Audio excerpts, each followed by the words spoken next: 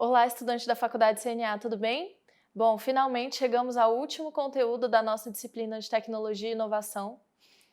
Eu espero que vocês tenham gostado bastante de tudo que a gente trabalhou até aqui. Foi uma honra para mim poder estar com vocês em mais esse semestre e espero que a gente consiga seguir juntos aí por bastante tempo, aprofundando os conteúdos para o nosso agronegócio, certo? Hoje eu trouxe para vocês, para finalizar, uma aula bastante prática sobre um conteúdo que é bastante relevante também para o nosso dia a dia com o agronegócio, que é a agricultura de precisão. Mais precisamente, a gente vai falar sobre os fundamentos de amostragem de solo para a agricultura de precisão. Vamos lá? Bom, por que afinal de contas a gente precisa utilizar a agricultura de precisão?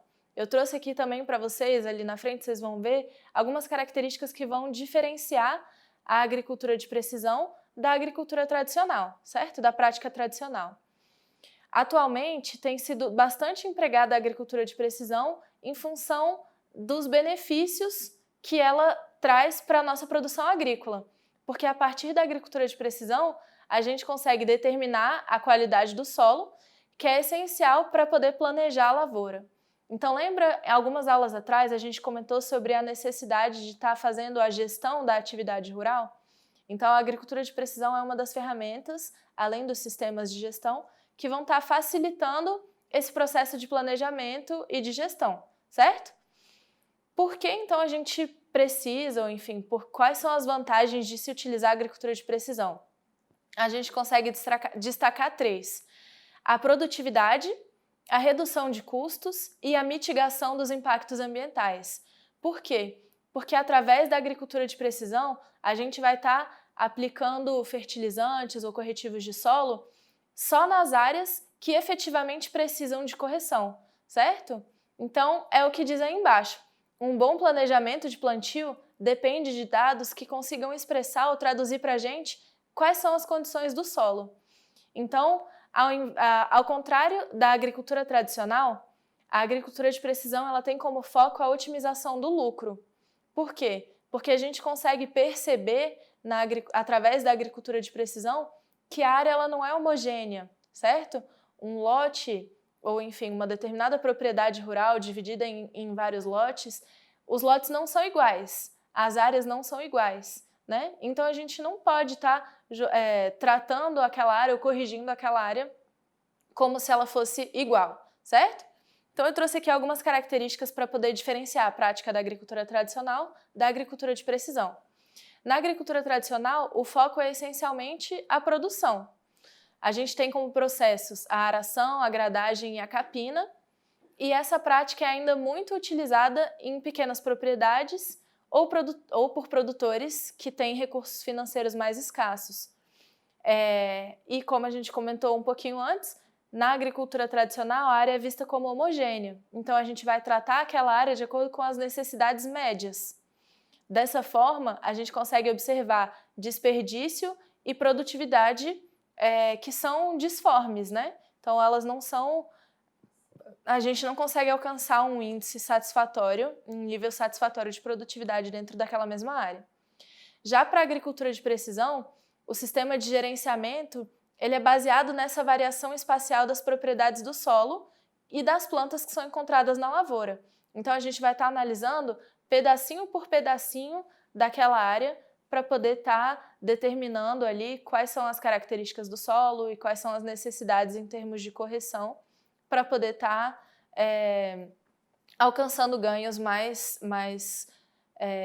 consideráveis em termos de produtividade. Então, a gente consegue atribuir características específicas para cada uma dessas áreas, certo?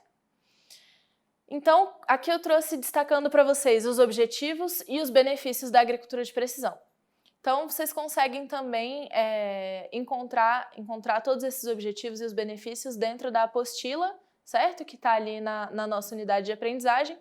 Então, eu vou focar aqui em alguns. Como a gente já discutiu um pouquinho ali atrás, a agricultura de precisão vai estar melhorando o rendimento da colheita e, consequentemente, o lucro. Por quê? Porque ela consegue fornecer para a gente informações que são necessárias para a gente tomar decisão.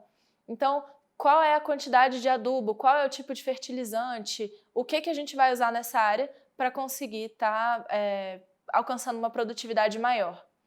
E como benefícios, a gente reduz os riscos envolvendo a atividade, reduz os custos de produção, otimiza então, né, os custos de produção, consegue controlar a lavoura a partir do uso da informação, consegue um ganho maior de produtividade, tem um uso eficiente dos recursos e um menor uso de defensivo, justamente porque a gente vai ter informações, né, detalhadas daquela área de acordo com as suas necessidades. A agricultura de precisão se baseia no uso da tecnologia para poder otimizar o desempenho da produção. Então, quais são essas ferramentas que a agricultura de precisão faz uso para estar contribuindo com todos esses benefícios que a gente viu ali atrás para a nossa produção agrícola? Ela usa o sensoriamento remoto, a geoestatística, a modelagem do sistema de informação geográfica, veículos aéreos não tripulados, que são os drones, e também a amostragem georreferenciada de solo, que é a que eu trouxe para a gente trabalhar um pouquinho aqui hoje. Eu vejo a amostragem de solo como uma das etapas fundamentais e extremamente necessárias para que a gente consiga desenvolver efetivamente uma agricultura de precisão, certo? Porque foi como a gente falou, a gente precisa analisar o solo para conseguir determinar quais são as necessidades daquela área em termos de correção, em termos de defensivo, certo? Então aqui, a amostragem de solo então, é essencial para a avaliação das necessidades do solo, só que é importante a gente perceber que a amostragem de solo não é simplesmente coletar as amostras. A gente faz um trabalho duro de planejamento e interpretação dos dados para poder conseguir determinar informações que são fundamentais para a tomada de decisão. Então, para a gente tomar uma decisão gerencial correta e com o mínimo de risco possível, a gente precisa ter informações que realmente traduzam as condições ali daquela área, e a amostragem de solo possibilita isso para a gente. Então, o que a gente precisa para poder fazer uma amostragem de solo? Conhecer o local, o entorno daquele local, né, o ambiente em que aquele local, aquela propriedade ou aquele lote está inserido, e qual é o problema em questão que está levando a gente a coletar aquela amostra, seja uma baixa produtividade, seja um ataque elevado de pragas, certo? Aí a gente vai, então, escolher pontos representativos dentro daquele lote, definir quais são os equipamentos que vão ser utilizados naquela amostragem e quais são os métodos para preservar as amostras. Então, existem diversas tecnologias atualmente que conseguem fornecer um planejamento detalhado para a gente conseguir fazer um processo mais efetivo de amostragem de solo. Só para trazer alguns dados para vocês, a agricultura de precisão começou por volta dos anos 2000 e a gente sabe atualmente que a gente precisa mais ou menos de 4 anos para conseguir implantar verdadeiramente a agricultura de precisão dentro de uma propriedade, certo? Então, afinal de contas, o que é a amostragem de solo? É um procedimento que a gente faz com o objetivo de determinar as características químicas do solo de uma propriedade. Então, a gente vai estar conseguindo avaliar a fertilidade, verificar o status nutricional da cultura, estimar a incidência de pragas e doenças, certo? Então, é um processo bastante completo e que traz bastante informação para o agricultor ou para o produtor rural conseguir tomar uma decisão mais acertada. Outro dado interessante para vocês é que entre o planejamento da amostra e o transporte, a análise do laboratório, o processamento e a geração dos dados, né, os relatórios trazendo ali toda aquela análise completa, a gente tem mais ou menos um tempo de 15 dias que são necessários para concluir todo esse processo, certo? Lembrando que após o recebimento dos relatórios, a gente também ainda precisa de um tempo considerável para poder estar analisando todas as informações que aqueles relatórios trouxeram para a gente, tá? Eu trouxe aqui destacado para vocês 2 estratégias que a gente usa quando a gente pensa em amostragem de solo. E eu vou diferenciar aqui agora com vocês. A amostragem em grade e a amostragem direcionada. A amostragem em grade ela é mais completa, porque a gente consegue, então, para fazer a amostragem em grade, a gente distribui os locais de coleta de maneira sistemática, para poder cobrir todo o talhão que a gente quer analisar. Já a amostragem direcionada, ela normalmente é empregada quando a gente já tem algum estudo prévio, ou quando já foi analisado o solo ali daquela área. Por quê? Porque a gente vai conseguir determinar o local de coleta de acordo com os mapas que vão indicar quais regiões devem ser investigadas. Eu trouxe aqui um exemplo de um mapa de fertilidade bem legal para vocês verem aqui na frente. Então, a amostragem de solo ela gera essa ferramenta bastante interessante para o produtor rural ou para o gerente, né, para o gestor do agronegócio, que é o mapa de fertilidade. A partir, então, da determinação da qualidade do solo, das necessidades nutricionais, a gente consegue gerar um mapa de fertilidade. Na verdade, quem gera são uns softwares, né, bastante interessantes que a gente já tem hoje em dia no mercado. Essa é a prática mais disseminada que a gente tem quando a gente fala de agricultura de precisão. É a produção dos mapas de fertilidade. Então, como a gente falou, o mapa de fertilidade ele é produzido a partir da amostragem de solo e vai apresentar dados como a fertilidade do solo para cada nutriente, então é um mapa bastante completo. Vai trazer para a gente também os indicadores de fertilidade e as recomendações de adubação para a distribuição dos fertilizantes e dos corretivos a partir de uma taxa variável.